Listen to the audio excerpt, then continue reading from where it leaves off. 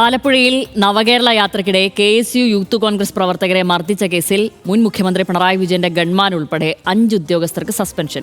Gunman Anilkumar, പോലീസുകാരായ Sandeep, Arun, Vipin, Shaiju എന്നിവരെയാണ് DGP Ravada Chandrasekhar suspend ചെയ്തത്. അതേസമയം പ്രതികൾക്കെതിരെ ജാമ്യമില്ലാ വകുപ്പുകൾ ചുമത്തിയുള്ള റിപ്പോർട്ട് കോടതിയിൽ സമർപ്പിക്കാൻ പ്രോസിക്യൂഷൻ ആയില്ല. ഇതോടെ പ്രോസിക്യൂഷനെ ആലപ്പുഴ സെഷൻസ് കോടതി രൂക്ഷമായി വിമർശിച്ചു. ജാമ്യമില്ലാ വകുപ്പുകൾ ചുമത്തിയ റിപ്പോർട്ട് തേടിയപ്പോൾ പ്രോസിക്യൂഷൻ ജാമ്യം എതിർത്തുകൊണ്ടുള്ള ഹർജി സമർപ്പിച്ചതോടെയാണ് ജഡ്ജി ഹണിയം വർഗീസ് പ്രോസിക്യൂഷനെ വിമർശിച്ചത്. ഇങ്ങനെയാണോ അന്വേഷണം നടത്തേണ്ടതെന്ന് ചോദിച്ച ജഡ്ജിയെ കോടതിക്ക് വേണ്ടത് വാർത്തകളല്ല, വസ്തുതാ റിപ്പോർട്ടാണെന്നും വ്യക്തമാക്കി. ഗൺമാന്മാരുടെ മുൻകൂർ ജാമ്യാപേക്ഷ കോടതി തീർപ്പാക്കുകയും ചെയ്തു. അതേസമയം ഉദ്യോഗസ്ഥർക്കെതിരായ നടപടി രാഷ്ട്രീയ പ്രേരിതമല്ലെന്നും ആദ്യത്തെ മന്ത്രിസഭാ യോഗത്തിലെടുത്ത തീരുമാനമാണെന്നും മുഖ്യമന്ത്രി വി.ഡി. സതീശൻ ഇന്ന് ആവർത്തിച്ചു. ഉദ്യോഗസ്ഥരെ സസ്പെൻഡ് ചെയ്തതോടെ ക്രൂരമായ പോലീസ് അതിക്രമം നേരിടേണ്ടി വന്നവർക്ക് നീതി ലഭിച്ചു. കോടതിയിൽ നിന്നുണ്ടായ രൂക്ഷ വിമർശനങ്ങൾ പ്രോസിക്യൂഷന്റെ അനാസ്ഥയാണോ ചൂണ്ടിക്കാട്ടുന്നത്? കാണാം RD Extra.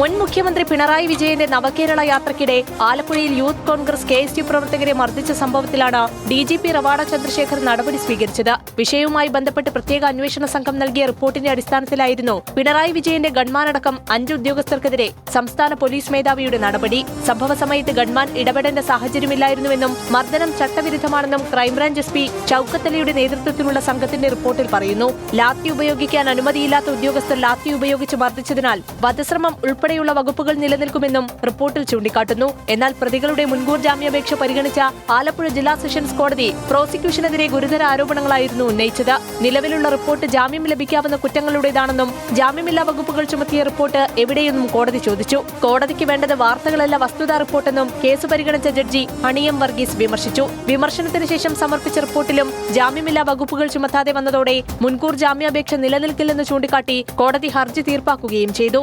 RD Extra news Malayalam.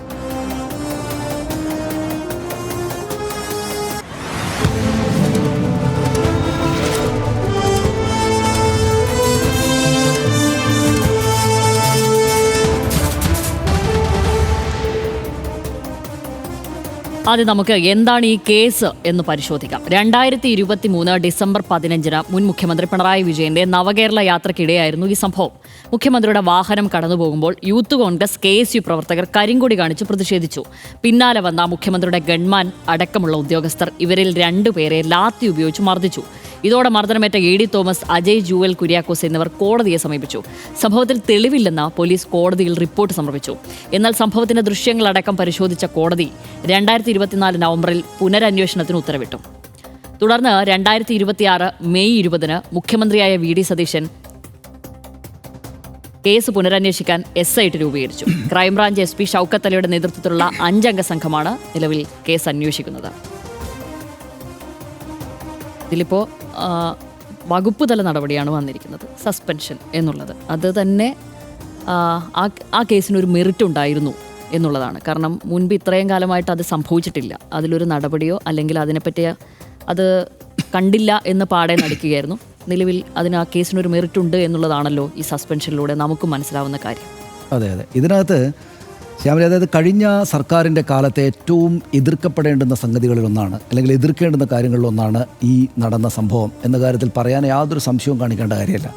എനിക്ക് ഈ സർക്കാരിനോട്, പിണറായി വിജയനോട് തോന്നിയ 2 പ്രധാനപ്പെട്ട വിയോജിപ്പുകളിൽ ഒന്ന് ഇതും, രണ്ടാമത്തേത് മറ്റേ രേവന്ത് റെഡ്ഡിയോട് പറഞ്ഞതുമാണ്. നമ്മളന്ന് ചർച്ച ചെയ്യുമ്പോൾ ഞാൻ പറഞ്ഞിട്ടുണ്ട്, അന്ന് തന്നെ പറഞ്ഞിട്ടുണ്ട്, അതായത് അങ്ങനെ ഒരു മുഖ്യമന്ത്രിയോട് പറയേണ്ടുന്ന സാഹചര്യം ഇല്ല എന്നുള്ളത്. അപ്പോൾ അതുപോലെ തന്നെ ഈ രക്ഷാപ്രവർത്തനമാണ് എന്ന ഈ പ്രസ്താവന അങ്ങേയറ്റം ശരിയല്ലാത്തത്. ഒരു മുതിർന്ന രാഷ്ട്രീയ നേതാവിൻ്റെ ഭാഗത്ത് നിന്ന്, മുഖ്യമന്ത്രി പദവിയൊക്കെ പോട്ടെ, മുതിർന്ന ഒരു രാഷ്ട്രീയ നേതാവിൻ്റെ ഭാഗത്ത് നിന്ന് വരാൻ പാടില്ലാത്ത ഒരു പ്രസ്താവന എന്ന് തന്നെ കാണേണ്ടുന്ന ഒരു പ്രസ്താവനയാണ് അദ്ദേഹത്തിൻ്റെ ഭാഗത്തുണ്ടായത്. ഇതിനകത്ത് എല്ലാവരും ഇപ്പോൾ തെറ്റിദ്ധരിപ്പിക്കുകയും ചെയ്യുന്നൊരു കാര്യം എന്താണെന്ന് വെച്ചാൽ, യഥാർത്ഥത്തിൽ മുഖ്യമന്ത്രി ആയിരുന്ന പിണറായി വിജയൻ അന്ന് പറഞ്ഞത് കല്യാശ്ശേരിയിൽ വെച്ചിട്ട് യൂത്ത് കോൺഗ്രസിൻ്റെ ആളുകളെ കണ്ണൂർ വെച്ച് തല്ലി. അതാണ് ആദ്യത്തെ സംഭവം. അതേക്കുറിച്ചാണ് വാർത്താ സമ്മേളനത്തിൽ, എനിക്ക് തോന്നുന്നു പിറ്റേ വാർത്താ സമ്മേളനത്തിൽ ആളുകൾ, മാധ്യമങ്ങൾ ചോദിക്കുന്നത്. അവിടെ വെച്ചാണ് പിണറായി വിജയൻ പറയുന്നത് രക്ഷാപ്രവർത്തനമായിരുന്നല്ലോ എന്ന് പറയുന്നത്. അതിനുശേഷം ഇത് ആലപ്പുഴയിൽ എത്തിയപ്പോഴാണ് ഈ തല്ല് നടക്കുന്നത്. അപ്പോൾ ഈ തല്ലാണ് അന്വേഷിക്കുന്നത്. ഈ തല്ല്, നമ്മൾ ഈ കാണുന്ന ദൃശ്യങ്ങളിൽ കാണുന്ന ഈ തല്ലിനെ കുറിച്ചല്ല രക്ഷാപ്രവർത്തനം എന്ന് പറഞ്ഞത്, പക്ഷേ അതിന് മുമ്പുള്ള തല്ലിനെ കുറിച്ചാണ്. എന്ന് മാത്രമല്ല, അങ്ങേയറ്റം ശരിയല്ലാത്തൊരു ചിരിയും കൂടെ അദ്ദേഹം അതിനോടൊപ്പം ചിരിച്ചു. എനിക്ക് തോന്നുന്നു ഈ തെരഞ്ഞെടുപ്പ് തോൽവിയിൽ പല ഘടകങ്ങളുണ്ടായിട്ടുണ്ട്. ഇതൊരു പ്രധാനപ്പെട്ട ഘടകമാണ്. അദ്ദേഹത്തിന് വൻ തിരിച്ചടി ഉണ്ടാകാൻ, അദ്ദേഹത്തിനും അദ്ദേഹത്തിൻ്റെ പക്ഷത്തിനും വമ്പൻ തിരിച്ചടി ഉണ്ടാകാൻ കാരണമായ കാര്യങ്ങളിലൊന്ന് ഇതാണ്. എന്താണെന്ന് വെച്ചാൽ അത് വളരെ ആളുകളുടെ മുന്നിൽ വളരെ പ്ലെയിനായിട്ട് കാണുകയാണ്. മുഖ്യമന്ത്രിയുടെ വാഹനം പോകുന്നു, പ്രതിഷേധിക്കുന്നു, അവരെ തല്ലുന്നു കല്യാശ്ശേരിയിൽ. അപ്പോൾ ഇത് വിഷ്വൽസിലുണ്ട്. അപ്പോൾ എന്ത് കാരണത്താലും ആയിക്കോട്ടെ, ഇപ്പം നമ്മുടെ നാട്ടിൽ ഒരു മനുഷ്യനെ ബസ് സ്റ്റാൻഡിലോട്ട് വിട്ടിട്ട് നമ്മൾ കാണാറുണ്ടല്ലോ, ചിലപ്പോൾ അടി നടക്കും. എല്ലാവരും കൂടി 4-5 ആളുകൾ ചേർന്ന് ഒരു മനുഷ്യനെ അടിക്കുമ്പോൾ അയാൾ എന്തെങ്കിലും കുറ്റകൃത്യം ചെയ്തിട്ടാണെങ്കിൽ പോലും ഈ അടി കൊള്ളുന്നവൻ്റെ ഒപ്പമാണ് നമ്മുടെ മനസ്സ് നിൽക്കുക. എല്ലാ മനുഷ്യൻ്റെ മനസ്സ് അയ്യോ എന്ന് പറഞ്ഞ് ആദ്യമോടെ നിൽക്കുക. അതാണ് മനുഷ്യത്വം. അങ്ങനെ അടികൊള്ളുന്ന വിഷ്വൽ അവിടെ ഉണ്ടായിരിക്കെ മുഖ്യമന്ത്രിയും വാർത്താ സമ്മേളനത്തിൽ ചിരിച്ചുകൊണ്ട് പറഞ്ഞു അത് രക്ഷാപ്രവർത്തനമായിരുന്നു എന്ന് പറഞ്ഞു. അതൊരുമാതിരി ആളെ കളിയാക്കലാണ് എന്ന് അദ്ദേഹത്തെ പോലെ ഇത്രയും സീനിയോറിറ്റിയുള്ള പ്രവർത്തന പരിചയമുള്ള ഒരാൾക്ക് ബോധ്യമായാണ്. പറയരുത് ഞാനത് എന്ന തോന്നലുണ്ടാണ്. ഒരുപക്ഷെ അദ്ദേഹം ആ വിഷയം അപ്പോൾ കണ്ടിട്ടുണ്ടാവില്ല. പറയരുത് ഞാനത് എന്ന് അദ്ദേഹത്തിന് തോന്നണ്ടാണ്. അദ്ദേഹത്തിന് തോന്നിയില്ല. അപ്പോൾ എന്ത് സംഭവിച്ചു? അപ്പോൾ ഈ CPM നേതാക്കൾ തന്നെ എപ്പോഴും പറയാറുള്ളൊരു കാര്യം, പോലീസ് എന്ന് വെച്ചാൽ ഭരണകൂടത്തിൻ്റെ മർദ്ദനോപകരണമാണെന്നാണ്. അതിപ്പോൾ തെളിവാണ് നമുക്ക് മുമ്പിൽ ചെയ്യുന്നത്. അപ്പോൾ പോലീസ് എന്താണ്? മർദ്ദനോപകരണമാണ്. ഗവൺമെൻറ്മാരും മർദ്ദനോപകരണമാണ്. നമ്മൾ കണ്ടല്ലോ, മർദ്ദിക്കാനുള്ള ഉപകരണമാണ്. അപ്പോൾ മുഖ്യമന്ത്രി ആയിരുന്ന പിണറായി വിജയൻ ഇത് പറഞ്ഞോട് കൂടിയിട്ട് മർദ്ദനോപകരണങ്ങൾക്ക് ആവേശം കൂടി. അപ്പോൾ അവർ ആലപ്പുഴ എത്തുമ്പോൾ ഇതിനേക്കാൾ വലിയ അടിയടിച്ചു. കണ്ടാൽ ആരെങ്കിലും സഹിക്കുമോ ഇങ്ങനെ അടിക്കുന്നത് കണ്ടാൽ? ഞാൻ പറയുന്നത് ഏത് രാഷ്ട്രീയ പാർട്ടി ആയിക്കോട്ടെ, വീട്ടിലിരുന്ന് കാണുന്ന പുരുഷന്മാരും സ്ത്രീകളും കുട്ടികളൊക്കെയുള്ള ആളുകൾ ഈ ദൃശ്യം കാണുമ്പോൾ എന്താ വിചാരിക്കുക? അപ്പോൾ ഈ അടി നടക്കുക. അപ്പോൾ അവിടെ രക്ഷാപ്രവർത്തനം എന്ന് ന്യായീകരിച്ചതുകൊണ്ടാണ് ആലപ്പുഴയിൽ എത്തുമ്പോഴേക്ക് ഈ അടിയുടെ ശക്തി കൂടിയത്. ആ വിഷ്വൽ നമ്മൾ ഒന്നുകൂടെ നോക്കിയാൽ കാണാം. പോലീസുകാർ പിടിച്ചു വെക്കുകയാണ് ഇവരെ. അവരുടെ പ്രതിഷേധം കഴിഞ്ഞു, മുഖ്യമന്ത്രിയുടെ വാഹനം പോയി കഴിഞ്ഞു. അപ്പോൾ അതിൻ്റെ പിന്നിൽ നിന്ന് വന്ന വാഹനങ്ങൾ അടിക്കുകയാണ്. അപ്പോൾ ഈ പോലീസുകാർ അന്തം വിടുകയാണ്. അതായത് യൂണിഫോമിലുള്ള പോലീസുകാർ എന്തിനാണ് ഇവർ തല്ലുന്നത് അന്തം വിടുകയാണ്. അവർ പിടിച്ച് സേഫാക്കി വെച്ചിരിക്കുകയാണ്. അപ്പോൾ ഇവർ വന്നെറിഞ്ഞ് ഇറങ്ങിയിട്ട് തല്ലുകയാണ്. അതും മാരകമായ അടിയാണ് അടിക്കുന്നത്. അപ്പോൾ അതിന് രാഷ്ട്രീയ വ്യത്യാസമില്ല. അത് കണ്ട് ആരും പറയുക ഇത് ശരിയായില്ല എന്നാണ്. സ്വാഭാവികമായിട്ടും ഈ രണ്ടാമത്തെ അടിക്ക് കാരണമായത്, ഒന്നാമത്തെ അടിക്ക് ശേഷം അന്ന് മുഖ്യമന്ത്രിയായിരുന്ന പിണറായി വിജയൻ പറഞ്ഞ രക്ഷാപ്രവർത്തനമാണ് എന്ന പറച്ചിലും ചിരിയുമാണ്.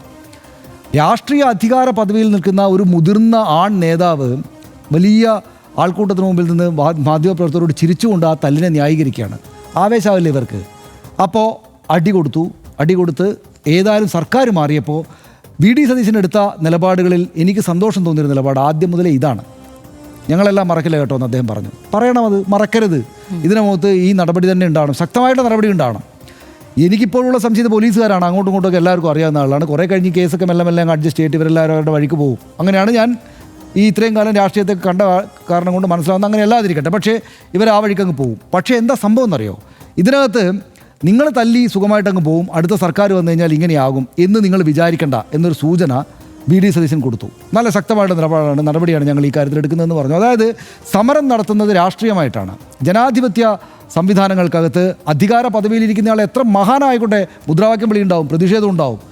അപ്പോൾ അവരെ തല്ലി ഓടിക്കാനാണ് നിങ്ങൾ മുതിർന്നതെങ്കിൽ നിങ്ങൾ അവിടെ കൊണ്ട് തീരില്ല കേട്ടോ. ഇത് പിന്നെയും നിങ്ങളുടെ സസ്പെൻഷനിലേക്കും മറ്റു ബുദ്ധിമുട്ടുകളിലേക്കും പോകുമെന്ന് ഒരു സർക്കാർ, VD സതീശൻ മുഖ്യമന്ത്രി അങ്ങനെ ഒരു മെസ്സേജ് കൊടുക്കുന്നത് നല്ലതാണ്. എന്തുകൊണ്ടെന്നാൽ ഇന്നലെ തിരുവനന്തപുരത്ത് അടിയുണ്ടായല്ലോ, കുട്ടികളെ അടിച്ചല്ലോ. നാളെ മുതൽ അങ്ങോട്ട് സ്വാഭാവികമായിട്ടും പ്രതിഷേധ സമരങ്ങൾ ഉണ്ടാവുമല്ലോ. CPM ഉം CPI ഇടതുപക്ഷ പാർട്ടികൾ ഈ പ്രതിപക്ഷത്ത് വരുമ്പോൾ കൂടുതൽ സമരങ്ങൾ ഉണ്ടാകാറുണ്ടെന്ന് നമുക്കറിയാം. പിന്നെ കേന്ദ്രം ഭരിക്കുന്നത് നരേന്ദ്രമോദി സർക്കാരാണ്, ഇവിടെ ഭരിക്കുന്നത് VD സതീശൻ സർക്കാരാണ്, കോൺഗ്രസ് സർക്കാരാണ്. അപ്പോൾ സ്വാഭാവികമായിട്ടും ഇടതുപക്ഷക്കാർ, പ്രത്യേകിച്ചും CPM SFIയുടെയും ഒക്കെ ആളുകൾ വർദ്ധിത വീര്യത്തോടെ സമരം ചെയ്യും. അപ്പോൾ അവരെ കാണുമ്പോൾ പോലീസുകാർക്ക് തല്ലിയേക്കാം. കാരണം VD സതീശനാണ് മുഖ്യമന്ത്രി. SFIക്കാരെ അടിച്ചാൽ കുഴപ്പമൊന്നുമില്ല, നല്ലോണം കൊടുത്തേക്കാം എന്ന് പറഞ്ഞിട്ട് നമ്മുടെ കുട്ടികളുടെ ചോര ഈ റോഡിൽ ഇങ്ങനെ വീഴുന്നത് നമ്മൾ കണ്ടു നിൽക്കേണ്ടി വരും. ഇങ്ങനെയായിരുന്നെങ്കിൽ ഇതിനെ അങ്ങ് വെറുതെ വിട്ടാൽ. അപ്പോൾ ഈ അടിക്കുന്ന പോലീസുകാർക്ക് നിർവാഹമുണ്ടെങ്കിൽ ഇല്ലെങ്കിൽ മാത്രമേ അടിക്കാവൂ എന്നൊരു തോന്നൽ ഉള്ളിലുണ്ടാകും. എന്താണെന്ന് വെച്ചാൽ ഈ സർക്കാർ മാറും 5 വർഷം കഴിഞ്ഞാൽ, അപ്പം ഞങ്ങൾ ഇതിന് കണക്ക് പറയേണ്ടി വരും എന്നൊരു തോന്നൽ അവർക്കുള്ളിൽ കൊടുക്കാൻ VD സതീശൻ്റെ ഉറച്ച നിലപാടിന് സാധിച്ചു. ഞാൻ അദ്ദേഹത്തെ അഭിവാദ്യം ചെയ്യുകയാണ്. ശക്തമായിട്ട് മുന്നോട്ട് പോകണം. ഈ നിങ്ങൾ ഗവൺമെൻമാരെന്ന് പണിയെടുക്കുമ്പോൾ നിങ്ങൾ സംരക്ഷിക്കേണ്ടുന്ന ആളുകളെ സംരക്ഷിക്കാനുള്ള ചുമതല നിങ്ങൾക്കുള്ളത്, അല്ലാതെ സംരക്ഷിക്കേണ്ടതില്ലാത്ത ആളുകളെ തല്ലിക്കൊല്ലാനുള്ള ചുമതല നിങ്ങൾക്കില്ല. അതായത് അതേക്കുറിച്ച് വായിക്കുന്നത് എന്താണ്? ഗവൺമെൻമാരുടെ ഉത്തരവാദിത്തം VIP ആയിട്ടുള്ള ആളുടെ കൂടെ നിൽക്കുമ്പോൾ ആ VIPയുടെ സുരക്ഷയാണ്. എന്ന് വെച്ചാൽ അദ്ദേഹത്തിൻ്റെ അടുത്തുനിന്ന് മാറിപ്പോകേണ്ട ഉത്തരവാദിത്തം അവർക്കില്ല. അവരവിടെ നിൽക്കുക വേണ്ടത്. അവരെന്തിനാണ് പോയി തല്ലുന്നത്? അവിടെ പോലീസുണ്ട്, പോലീസിൻ്റെ കാര്യം ചെയ്തുകൊള്ളും. മുദ്രാവാക്യം വിളിച്ച ആളുകൾ ഉത്തരവാദപ്പെട്ട രാഷ്ട്രീയ നേതാക്കന്മാരാണ്. ഇതാ നോക്കൂ, ആരാണ് അദ്ദേഹം? MLA ആയിട്ട് നിയമസഭയിൽ ഇരിക്കുകയാണ്. അടിയന്തരാവസ്ഥ കാലത്ത് പോലീസ് എന്നെ ഇട്ട് തല്ലി, എന്നിട്ട് ആ ഷർട്ടും എടുത്തിട്ട് നിയമസഭയിൽ വന്നു പിന്നീട് മുഖ്യമന്ത്രിയായ പിണറായി വിജയൻ. എന്ന് വെച്ചാൽ അതേ സംഭവത്തിൻ്റെ ആവർത്തനമാണ് ഇപ്പോൾ ഉണ്ടായിരുന്നത്. അതേപോലെ അടികൊണ്ട ആൾ MLA ആയിട്ട് ഇപ്പോൾ നിയമസഭയിൽ ഇരിക്കുകയാണ്. അപ്പോൾ അതിൻ്റെ ഓർമ്മകൾ ഉള്ളിലുള്ള ഒരു മുതിർന്ന രാഷ്ട്രീയ നേതാവ്, അതും കേരളം പോലൊരു വലിയ ജനാധിപത്യ സമൂഹത്തിലെ CPM പോലൊരു വളരെ പ്രധാനപ്പെട്ട മാനുഷികതയിൽ ഊന്നി പ്രവർത്തിക്കുന്ന ഒരു രാഷ്ട്രീയ പാർട്ടിയുടെ നേതാവെന്ന നിലക്ക് അക്കാലത്ത് മുഖ്യമന്ത്രിയായിരുന്ന ഇത്രയും മുതിർന്ന നേതാവ് പറയാൻ പാടുണ്ടോ തല്ലിൻ്റെ വിഷലപ്പുറം നടക്കുമ്പോൾ രക്ഷാപ്രവർത്തനമാണെന്ന്? അദ്ദേഹം രക്ഷാപ്രവർത്തനമാണ് എന്ന് പറഞ്ഞതുകൊണ്ടാണ് ഈ തല്ല് ഇപ്പുറത്ത് ആലപ്പുഴയിൽ നടന്നത്. ഇത് ശരിയല്ല കേട്ടോ. അവരെ ഇങ്ങനെ പ്രതിഷേധിക്കുന്ന ആളുകൾ പ്രതിഷേധിക്കട്ടെ, അതൊക്കെ ജനാധിപത്യ സമൂഹത്തിലുള്ളതാണ്. മുഖ്യമന്ത്രിയായ ഞാനിരിക്കുമ്പോൾ ആരിയ്ക്കുമ്പോഴും അതിനെതിരെ മുദ്രാവാക്യം വിളികളുണ്ടാവും. നിങ്ങൾ അവരെ വാഹനത്തിൽപ്പെടാതെ ഒന്ന് അങ്ങോട്ട് മാറ്റി നിർത്തുക, അപകടം ഉണ്ടാക്കാതെ എന്നെ അങ്ങോട്ട് പറഞ്ഞ് ഈ കാര്യങ്ങൾ നടക്കാൻ അനുവദിക്കുക എന്നല്ലാതെ തല്ലരുത് കേട്ടോ എന്ന് അദ്ദേഹം പറഞ്ഞിരുന്നെങ്കിൽ അടിയില്ല പിറ്റേന്ന് ഈ ഗൺമാന്മാർക്ക് സസ്പെൻഷൻ ഇല്ല, അവർ നിയമനൂലാമാലകളില്ല, ശിക്ഷയില്ല, ഒന്നുമില്ല, ഒരു ബുദ്ധിമുട്ടില്ല, കാര്യം നടന്നു. ഈ സർക്കാർ വന്നാൽ അടുത്ത പരിപാടികളായിട്ട് അവർക്ക് മുന്നോട്ട് പോകാം. അപ്പോൾ ഇത് വളരെ നന്നായി, ഇത് വളരെ നന്നായി. അതായത് നാളെ SFIക്കാർക്ക് മേൽ വടി കൊണ്ട് അടിക്കാൻ വേണ്ടി പോകുന്ന ഇവരെ രാഷ്ട്രീയം മാറിയിരിക്കുകയാണ്, ഇവരെ നന്നായിട്ട് അടിച്ച് പരിക്കേൽപ്പിച്ച് കളയാം എന്ന് വിചാരിക്കുന്ന പോലീസുകാരുണ്ടാവുമല്ലോ ഇപ്പോൾ ഫോഴ്സിൽ.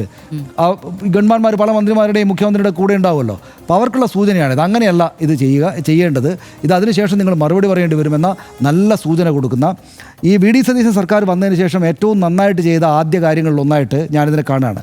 അപ്പോൾ ഇന്നിപ്പോൾ കോടതിയിൽ പോയപ്പോൾ എന്തോ വേണ്ട ജാമ്യം നിഷേധിക്കാൻ ആവശ്യമായിട്ടുള്ള വകുപ്പുകളല്ലോ കാണുന്നതെന്നോ മറ്റോ എന്തോ കോടതി പറഞ്ഞായിട്ട് കണ്ടു. ഇത് കോടതി തുടക്കത്തിൽ തന്നെ കയറിയിട്ട് എന്തിനാണ് ഈ ഉടക്കം വെക്കുന്നത് എനിക്ക് മനസ്സിലാകുന്നില്ല. അത് വാർത്തകളല്ല എനിക്കാവശ്യം തെളിവുകളാണെന്നൊക്കെ പറയാൻ ഇതിപ്പോൾ തുടങ്ങിയല്ലേ ഉള്ളൂ. അപ്പോഴത്തേക്ക് വാർത്തകളുടെ കാര്യമൊക്കെ ഇതിനകത്ത് പറയേണ്ടുന്ന കാര്യം എന്താണെന്ന് എനിക്ക് മനസ്സിലായിട്ടില്ല.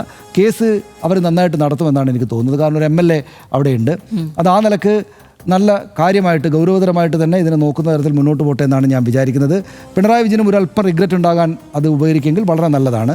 പിന്നെ പിണറായി വിജയൻ കാരണമാണ് ഇവരിപ്പോൾ ഈ കേസും കൂട്ടമായിട്ട് പോകുന്നത് എന്ന് കൂടെ ഓർക്കണം. അപ്പോൾ അത് അവർക്കൊരു നാളെ ഇപ്പോൾ മുഖ്യമന്ത്രിയുടെ കൂടെയൊക്കെ ഉണ്ടായിരിക്കുന്ന ഗൺമാന്മാർക്ക് ശ്രദ്ധിക്കണം. മുഖ്യമന്ത്രിയൊക്കെ അവരുടെ പണി കഴിച്ചാൽ രക്ഷപ്പെട്ടു പോകും, എനിക്ക് ബുദ്ധിമുട്ടാകും എന്ന കാര്യം അവരുടെ മനസ്സിലുണ്ടായാൽ നല്ലതാണ് എന്നുകൂടെ പറയാനേ എനിക്ക് തോന്നുന്നുള്ളൂ. ശരിയാണ്. ഞാനും അതിനെ ഭയങ്കര വൈകാരികമായി തന്നെ അതിനെ മനസ്സിലേക്കെടുത്തൊരു വിഷ്വലാണത് ആ കാലത്ത് കാണുമ്പോൾ.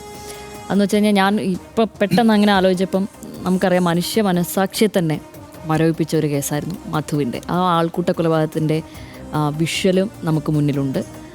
അതിൻ്റെ വിധിയാണ് ഇന്നലെ വന്നത്. കുറ്റക്കാർക്കൊക്കെ ശിക്ഷ ലഭിക്കുന്ന കാര്യമുണ്ടായിരുന്നു. 1-ാം പ്രതി വെറുതെ വിട്ടു എങ്കിൽ പോലും മറ്റുള്ളവർക്ക് ശിക്ഷ ലഭിക്കുന്ന ഒരു സാഹചര്യം ഉണ്ടായിരുന്നു. ഞാനിത് പറയാൻ കാരണം എന്ന് വെച്ച് കഴിഞ്ഞാൽ ആ നിരാലംബനായ ഒരു മനുഷ്യൻ, ആ മനുഷ്യൻ്റെ കൈ ഇങ്ങനെ കെട്ടി തുണി ഉരിച്ച് വഴിനീളെ 4-4.5 കിലോമീറ്ററോളം ഇങ്ങനെ നടത്തി തല്ലി, അതിനിടയിലാണ് അയാൾ മരണപ്പെടുന്നത്. പക്ഷേ അങ്ങനെ ഒരു കാര്യം ഉണ്ടായപ്പം ഇവിടെയുള്ള സമൂഹം മുഴുവൻ ഒരുമിച്ച് നിന്നു, അതിനെ അപലപിച്ചു. കുറ്റക്കാർക്കെതിരെ ശിക്ഷ വേണമെന്ന് പറഞ്ഞു ഇവിടുത്തെ സർക്കാരും അതിനെതിരെ നിന്നു. അങ്ങനെ നിന്നതുകൊണ്ടാണ് സത്യത്തിൽ ഇന്നലെ അങ്ങനെ ഒരു വിധി ഉണ്ടായതെന്ന് ഉറച്ചു വിശ്വസിക്കുന്ന ആളാണ് ഞാൻ. കാരണം ഇതിനു മുമ്പ് സംസ്ഥാനത്തിന് പുറത്തും രാജ്യത്തുമായിട്ട് ഇഷ്ടംപോലെ ആൾക്കൂട്ട കൊല നടന്നിട്ടുണ്ട്. ഇപ്പം മുഹമ്മദ് അഖ്ലാഖിൻ്റെ അടക്കം കേസുകൾ വളരെ പെട്ടെന്ന് നമുക്ക് എടുത്തു പറയാവുന്നതാണ്. പക്ഷേ ഇതിലൊന്നും കൃത്യമായി പ്രതികളെ ശിക്ഷിക്കുകയോ അവർക്ക് ശിക്ഷ ഉറപ്പാക്കാനുള്ള അവിടെയുള്ള സർക്കാരുകൾക്കായിട്ടോ ഒന്നുമില്ല. പക്ഷെ അതിൽ നിന്നെല്ലാം വ്യത്യസ്തമായി നമ്മുടെ നാട്ടിൽ ഇത് സംഭവിക്കുന്നുണ്ടെന്നുള്ളതാണ്. അതിൽ നിന്നുള്ളത് വ്യത്യസ്തമായി ഇവിടെ ഈ സർക്കാരും അത്രയധികം നിന്നു. അത് LDF സർക്കാരാണ്.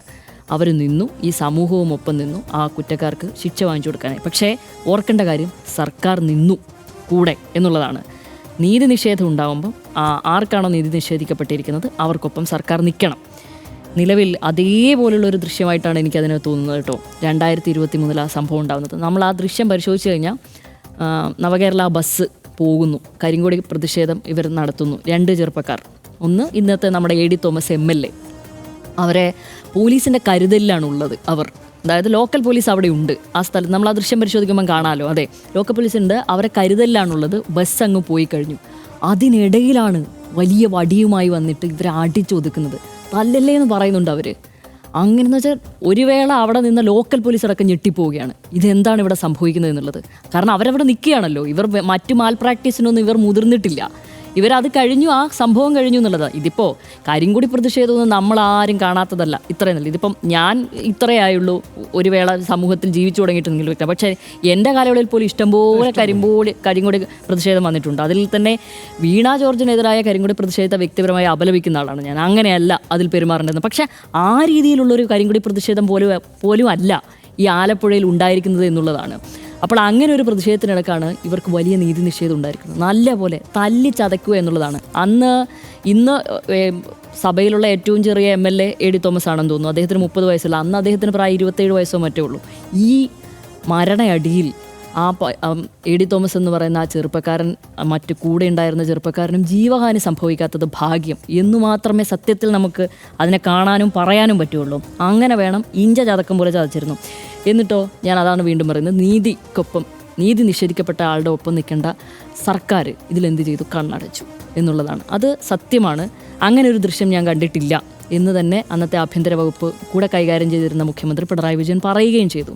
പിന്നെ അതുമാത്രമല്ല, ഈ ക്ലീൻ ചിറ്റ് കൊടുക്കുന്നത് പോലെയാണ് പെരുമാറിയിരുന്നത്. കേസ് ഡയറി തിരുത്താൻ ശ്രമിച്ചു. ഇതിൽ ഗൺമാന്മാർക്കടക്കം ഇതിൽ പ്രശ്നങ്ങൾ ഉണ്ടായിട്ടുണ്ട് എന്ന് പറയുന്ന SP റിപ്പോർട്ട് പൂഴ്ത്തി ആ ചൈത്ര തെരേസ ജൂണങ്ങാട്ടോ ആയിരുന്നു എന്നും തോന്നുന്നു അന്നത്തെ ഉദ്യോഗസ്ഥ, അവരെ അങ്ങ് സ്ഥലം മാറ്റി എന്നു വേണ്ട ഒരു അധികാര ഗർവിൽ ഒരു ഭരണകൂടത്തിന് എന്തൊക്കെ ചെയ്യാൻ പറ്റുമോ അത് മുഴുവൻ, അത്ര മാൽ പ്രാക്ടീസ് മുഴുവൻ നമ്മുടെ സിസ്റ്റം ഇവിടെ ചെയ്തിട്ടുണ്ട്. അപ്പം ഞാനിപ്പോഴും വിശ്വസിക്കുന്നു ഈ സിസ്റ്റം കുടപിടിച്ചിട്ടുള്ള, അതായത് നമ്മുടെ സർക്കാർ കുടപിടിച്ചിട്ടുള്ള ഒരു മർദ്ദന പരമ്പരയായിരുന്നു ഈ രക്ഷാപ്രവർത്തനം എന്ന് ഈ ഓമന പേരിട്ട് വിളിച്ച ഈ പരിപാടി എന്നാണ് ഞാൻ അന്നും ഇന്നും വിശ്വസിക്കുന്നത്. അതിൽ ഏറ്റവും അധികം വിയോജിപ്പുള്ള ഒരു കാര്യം തന്നെയാണിത്, അതിലൊന്നും തർക്കമില്ല. എന്തായാലും പിണറായി വിജയൻ്റെ അദ്ദേഹത്തിൻ്റെ പദാവലിയൊക്കെ നമുക്കറിയാം. സത്യത്തിൽ എത്ര പദാവലികളുണ്ട്. പക്ഷെ അതൊക്കെ അദ്ദേഹം ചില രാഷ്ട്രീയ കാർക്കശ്യത്തിൻ്റെ ഭാഗമായിട്ടൊക്കെ എടുത്തതും പിന്നെ അതിലും വിയോജിപ്പുള്ള കാര്യങ്ങളൊക്കെ നമ്മളുണ്ട്. ഈ പറയുന്ന പോലെ ഡാഷ് മോനെ എന്നുള്ളതിൽ അത് ചോദിച്ചു വാങ്ങിയ എന്നുള്ളതായിരുന്നു എൻ്റെ അന്നത്തെ നിലപാട്. സനീഷയുടെ പറഞ്ഞതുകൊണ്ട് മാത്രം ഞാൻ പറയുന്നത്. എങ്കിൽ പോലും രക്ഷാപ്രവർത്തനം എന്നുള്ള ഈ വാക്ക് ശുദ്ധ അസംബന്ധം എന്നേ ഞാനും അതിനെ കാണുന്നുള്ളൂ, അന്നും ഇന്നും ആ കാര്യത്തിൽ. അതിലൊരു ഘട്ടത്തിലും എനിക്ക് യോജിക്കാൻ പറ്റിയിട്ടേയില്ല. അതിനകത്ത് ശ്യാമിലി, ഇപ്പോൾ മോഹൻലാലിനെ കിട്ടിയ പ്രിയദർശനെ പോലെ എന്ന് പറയും ചില നമ്മുടെ സിനിമാ പ്രേമികളായുള്ള സുഹൃത്തുക്കൾ. എന്ന് വെച്ചാൽ പൂണ്ട് ഇങ്ങനെ വിളയാടും. എന്ന് വെച്ചാൽ മോഹൻലാലിനെ കിട്ടിയ പ്രിയദർശൻ ഗംഭീരമാവും എന്ന് പറയുന്ന പോലെ പോലീസുമായിട്ട് ബന്ധപ്പെട്ട എന്ത് കേസിലും പിണറായി വിജയൻ ഇങ്ങനെയാണ്. ഈ 10 കൊല്ലം അങ്ങനെയാണ്. ഇപ്പോൾ ജിഷ്ണു പ്രണോയ് എന്ന് പറയുന്ന ഒരു കുട്ടിയുടെ മരണം ഓർമ്മയുണ്ട്, ആത്മഹത്യ മരണം. വലിയ ദുരൂഹമായിട്ടുള്ള, വലിയ കുഴപ്പം പിടിച്ച, വലിയ സങ്കടകരമായ കാര്യം.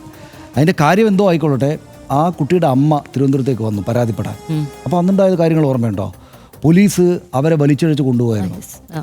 അപ്പോൾ ഞാൻ പറയുന്നത് അങ്ങനെ സംഭവിക്കാൻ പാടില്ലല്ലോ. ഒരാൾ ഇപ്പം നമ്മുടെ ഏത് രാഷ്ട്രീയത്തിലോ പെട്ട ആളുകളായിക്കോട്ടെ, ഇപ്പോൾ ഒരു കുട്ടിയെ നഷ്ടപ്പെട്ട ഒരു അമ്മ തിരുവനന്തപുരത്തേക്ക് വരുമ്പോൾ, ഒരു പരാതിയുമായിട്ട് വരുമ്പോൾ അവർ ട്രീറ്റ് ചെയ്യപ്പെടുന്നത് എങ്ങനെയാണെന്ന് വെച്ചാൽ അവർ പരാതി കൊടുക്കാൻ അർഹയായിട്ടുള്ള ഒരാളാണെന്ന മട്ടിൽ ബഹുമാന്യമായിട്ടാണ് അവർ പോകുന്നിടത്തോളം എത്തേണ്ടത്. പക്ഷേ അങ്ങനെയല്ല അന്നുണ്ടായിരിക്കുന്നത്.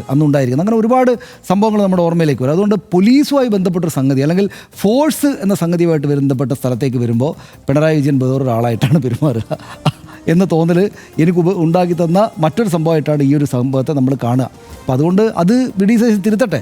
അത് കുറച്ച് കഴിയുമ്പോഴേക്ക് VD സതീശനും ഈ പറഞ്ഞ നമ്മൾ പിണറായി വിജയൻ്റെ ട്രാക്കാണ് അദ്ദേഹം പിന്തുടരുന്നതെന്ന് പറയുമ്പോൾ എന്നൊരു തോന്നൽ എനിക്കുണ്ടാകും. ഈ കാര്യത്തിൽ അദ്ദേഹം ആ ട്രാക്ക് പിന്തുടരാതിരിക്കട്ടെ. പോലീസ് ഇത്തരം അതിക്രമങ്ങൾ ചെയ്യുമ്പോൾ പാടില്ല എന്ന് തന്നെ നിലപാട് സ്വീകരിക്കട്ടെ എന്നാണ് എനിക്ക് തോന്നുന്നത്. അതിലെ മറ്റൊരു കാര്യം എന്നുള്ളത് സൂചിപ്പിച്ചു പോകാനേ പറ്റുള്ളൂ. എന്തിൽ പോലും ഈ വിമതരെ അങ്ങോട്ട് സമ്മാനിച്ച് അവർക്ക് 3 സീറ്റ് കൊടുത്ത ഒരു പാർട്ടിയാണ് CPM എന്നുള്ളത്. സത്യത്തിൽ ഒരു MLA സൃഷ്ടിച്ചതും, ഈ ആലപ്പുഴയിൽ ഒരു MLA സൃഷ്ടിച്ചതും ഈ പാർട്ടിയാണെന്നുള്ളതാണ്. അത് AD തോമസ് എന്ന ചെറുപ്പക്കാരനെ ആർക്കറിയാം. പക്ഷേ എത്രയും അധികം മുതിർന്ന ഒരു നേതാവാണ് ചിത്തരഞ്ജൻ എന്നുള്ളത്. അദ്ദേഹത്തിന് 21,000-ന് മുകളിലുള്ള ഒരു വോട്ടിൽ മാർജിനിന് ഒരു യുവ നേതാവ്, അദ്ദേഹം പോലീസ് അട്രോസിറ്റിക്ക് വിധേയനായി എന്നുള്ളതുകൊണ്ട് അദ്ദേഹം അവിടെ പ്രാദേശികമായിട്ടൊക്കെ പ്രവർത്തിച്ചിരിക്കുന്ന ഒരു നേതാവാണ്. അദ്ദേഹം ഇതോടുകൂടി അദ്ദേഹത്തിൻ്റെ ഇമേജ് അങ്ങ് മാറുകയും അങ്ങനെ ഒരു നേതാവ് അവിടെ ജനിപ്പിച്ചത് CPM ആണ്. അതുമാത്രമല്ല പിണറായി വിജയൻ്റെ ഈ നിലപാട് കൂടിയാണെന്ന് ഞാൻ എന്തായാലും പറഞ്ഞു വെക്കാൻ ആഗ്രഹിക്കുകയാണ് ഈ ഘട്ടത്തിൽ. എന്തായാലും ഇനി വേണമെങ്കിൽ CPM-കാർക്ക് ഇത് വളരെയധികം നാണക്കേടാണ്. അതിൽ അവർക്കിപ്പോൾ ഒരു രക്ഷാപ്രവർത്തനം എന്ന നിലയ്ക്ക് വേണമെങ്കിൽ ഇന്ന് ഹണിയം വർഗീസ് ജഡ്ജി ചോദിച്ച ആ ചോദ്യങ്ങൾ മുന്നോട്ടെടുത്ത് വെക്കാം. ഇതിന് ഉപോത്ബലകമായ തെളിവുകൾ എവിടെ? നിങ്ങൾ വാർത്തയല്ല തരേണ്ടത്, വസ്തുതാ റിപ്പോർട്ടാണ് തരേണ്ടത് എന്നൊക്കെ വേണമെങ്കിൽ നമുക്ക് CPM-കാർക്ക് അത് ചോദിക്കാം. പക്ഷെ അത് പാളിപ്പോകുന്ന ഒരു രക്ഷാപ്രവർത്തനമാകുന്നേ തരമുള്ളൂ എന്നുള്ളതാണ് എനിക്ക്. അതെ. പിന്നെ അത്തരം ദൃശ്യങ്ങൾ മുന്നിൽ നിൽക്കുകയല്ലേ, അതല്ലേ ഏറ്റവും വലിയ വസ്തുത. മറ്റ് രേഖകൾ പോലുമല്ല, ദൃശ്യങ്ങളാണല്ലോ മുന്നിലുള്ളത് എന്നുള്ളതാണ്. അതിക്രൂരമായ പോലീസ് അതിക്രമമായിരുന്നു 2023 നവകേരള യാത്രയ്ക്കെതിരെ പ്രതിഷേധിച്ച യൂത്ത് കോൺഗ്രസ് നേതാക്കൾക്ക് നേരിടേണ്ടി വന്നത്. ആ ദൃശ്യങ്ങൾ കേരളമാകെ കണ്ട് ഞെട്ടിയതുമാണ്. പ്രതിഷേധങ്ങളോടുള്ള പോലീസ് സമീപനമാണ് ഇത്തരം വിഷയത്തിലൂടെ ആവർത്തിച്ച് ചോദ്യം ചെയ്യപ്പെടുന്നത്. വിഷയത്തെ രക്ഷാപ്രവർത്തനമെന്ന് ന്യായീകരിച്ച അന്നത്തെ മുഖ്യമന്ത്രി പിണറായി വിജയന്റെ പരാമർശവും ന്യായീകരിക്കാൻ സാധിക്കുന്നതല്ല. കുറ്റക്കാരായ ഉദ്യോഗസ്ഥർക്കെതിരെ അന്ന് തന്നെ നടപടി സ്വീകരിക്കേണ്ടതായിരുന്നു എന്നതിലും തർക്കമില്ല. നിലവിൽ ഈ ഉദ്യോഗസ്ഥരെ സസ്പെൻഡ് ചെയ്ത നടപടി അഭിനന്ദനാർഹമാണ്. എന്നാൽ വിഷയത്തെ അതീവ ഗൗരവത്തോടെയാണ് കാണുന്നത് എന്ന് ആവർത്തിക്കുന്ന സർക്കാരിന് കോടതിയെ ഇത് ബോധിപ്പിക്കാൻ സാധിച്ചില്ല എന്നത് പരിശോധിക്കേണ്ടത് തന്നെയാണ്. പ്രോസിക്യൂഷൻ ഇതിൽ പാളിച്ച പറ്റിയെന്ന് തന്നെ വേണം മനസ്സിലാക്കാൻ. എന്തുതന്നെയായാലും നിലവിലുള്ള പിഴവുകൾ തിരുത്തി സംഭവത്തിൽ കുറ്റക്കാർക്ക് അർഹമായ ശിക്ഷ നേടിക്കൊടുക്കാൻ സർക്കാരിന് സാധിക്കുമോ എന്നത് വരും ദിവസങ്ങളിൽ കണ്ടറിയാം. മാത്രമല്ല, ഇനി ഇത്തരം പോലീസ് നടപടികൾ ഉണ്ടാകില്ലെന്ന് കൂടി ഉറപ്പാക്കാൻ നിലവിലെ സർക്കാരിന് സാധിക്കേണ്ടതുണ്ട് എന്നുകൂടി പറഞ്ഞ് അവസാനിപ്പിക്കുന്നു. ഇടവേള.